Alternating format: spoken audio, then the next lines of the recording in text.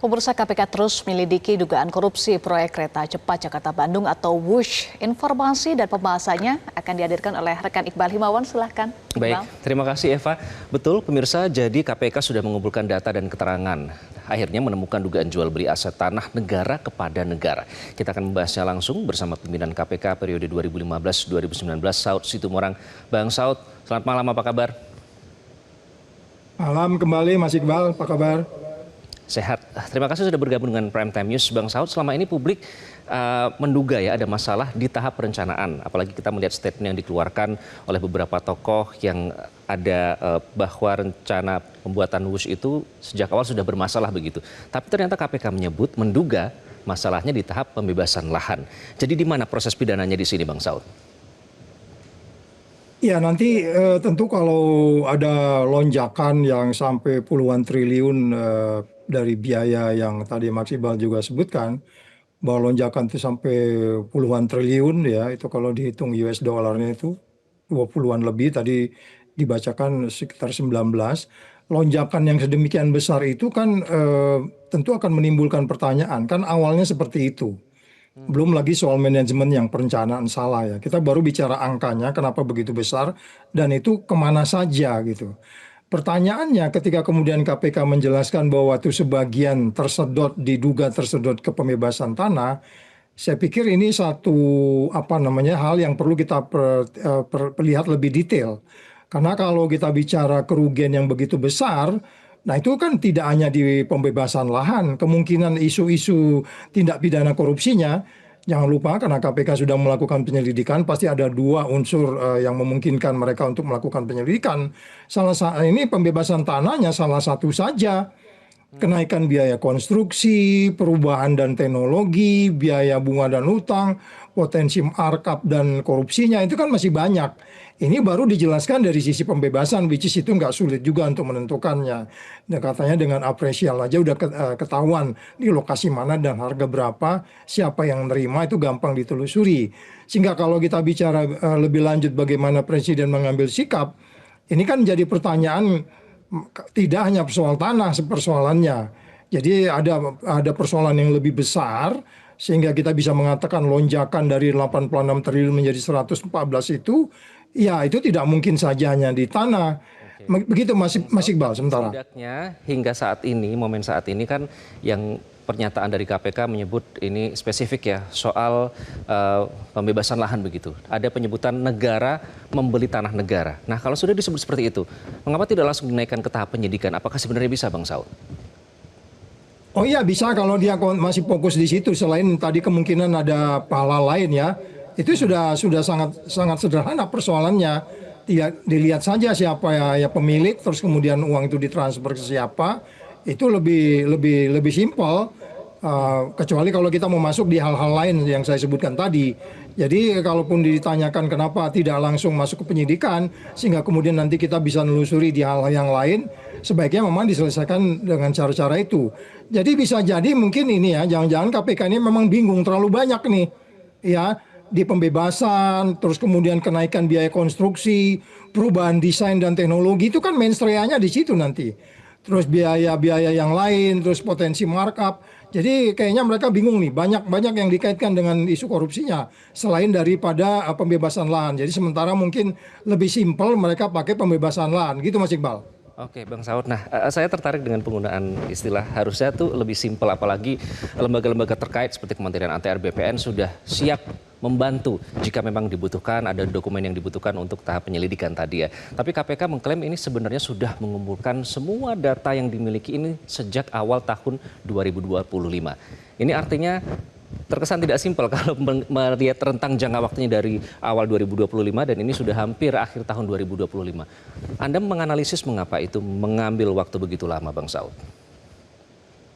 Itu tadi Mas Iqbal, jadi dugaan saya bahwa mereka bingung untuk menentukan karena biaya yang demikian besar itu sampai puluhan triliun itu, kan tadi salah satu kerugian negaranya itu kan di pembebasan lahan. Itu baru satu. Ada 4 kemungkinan lain, mulai kenaikan biaya konstruksi, perubahan desain, biaya bunga dan utang dan kemudian potensi markup, itu kan ada empat yang lain, Mas Iqbal. Jadi mereka lebih simpel ya masuk ke pembebasan lahan, itu lebih sederhana untuk kemudian dimulai penyidikan. Jadi sekali lagi kita mesti memperhitungkan hal-hal yang lain yang lebih strategi yang melibatkan high profile person di kasus ini, tidak hanya orang-orang lapangan. Jadi kalau pembebasan lahan itu saya menyebutnya itu hanya orang-orang lapangan saja, itu orang-orang teknis yang terkait. Padahal ini kan sangat sistemik dan komprehensif nih kalau dugaan korupsinya nih. Mulai desainnya, mulai dari penelitian dilakukan Jepang, terus pindah alih ke Cina. Itu kan semua persoalan-persoalan yang harus diselesaikan. Yang menurut saya Presiden tidak hanya bisa mengatakan dia mengganti rugi begitu saja. Ini perilaku yang sudah sangat umum di dalam setiap proyek yang konon katanya strategik, padahal menurut saya ini tidak strategik. Bang Saud, yang Dari dikhawatirkan ini kan akan menjadi presiden buruk ya, karena ini proyek strategis nasional yang bernilai jumbo dan tentu dampaknya juga besar bagi masyarakat. Nah, apakah ada kemungkinan, artinya ini kan proyek sebesar ini kemudian ada mafia tanah di situ. Jadi apakah ada kemungkinan tersebut sehingga agak ragu-ragu untuk segera memfollow up kasus ini, Bang Saud? Ya, itu sangat simpel. Kalau memang kasusnya mereka mau fokus dulu pembebasan lahan, nanti siapa berbuat apanya nanti kelihatan di situ. Jadi itu yang menurut saya itu hanya soal orang lapangan. Tapi yang menyangkut lebih strategik lagi, karena ini kan proyek strategik, namanya proyek strategik. Kenapa jadi yang dibahasanya soal taktis pembebasan lahan? Ini perdebatan. Jadi ada yang lebih tinggi lagi. Kalau soal taktis pembebasan lahan itu simpel dan mereka sudah begitu membaca case-nya, kemudian mereka mengatakan kalau memang mereka bergerak dari awal di soal pembebasan lahan itu sangat simpel dan itu bukan sekali aja melakukan pembebasan lahan, itu kan hanya skala ekonomik aja. Membebaskan 1 meter, 2 meter, 3 meter, itu prinsip-prinsip pembebasannya kan sama dengan ribuan kilometer. Prinsipnya sama. Siapa yang memiliki, apakah milik negara, kenapa dibeli ulang milik negara, itu hanya skala ekonomik aja. Tetapi saya katakan kembali lagi, unsur-unsur kerugian negara yang terjadi lonjakan yang dibikin besar, itu yang dibahas lebih strategik dari sekedar hanya pembebasan lahan.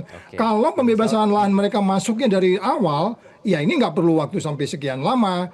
Jadi mungkin ada gambaran yang lebih besar yang mereka ingin melihat apakah proyek ini tidak hanya sekedar pembebasan lahan atau mereka fokus di hanya pembebasan lahan, itu soal lain gitu Mas Iqbal. Oke Bang Saud, jadi pertanyaan selanjutnya, setidaknya dari statement-statement yang sudah dibuat dan terbuka kepada publik terkait dengan dugaan korupsi dalam proyek WUSH ini, siapa pihak yang harus dimintai pertanggungjawaban Bang Saud?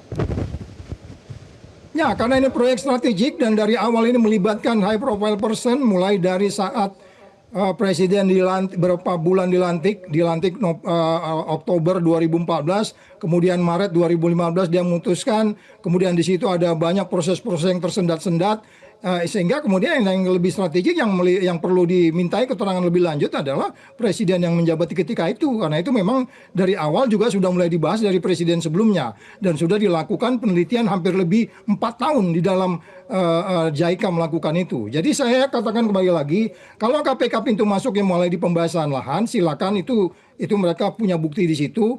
Kita nggak mendalami itu, tetapi terlalu simpel ini kalau hanya stuck di persoalan pembebasan lahan. Jadi makanya saya tadi Mas Iqbal tanya, siapa yang lebih harus bertanggung jawab ini? Terakhir. Hitungan saya.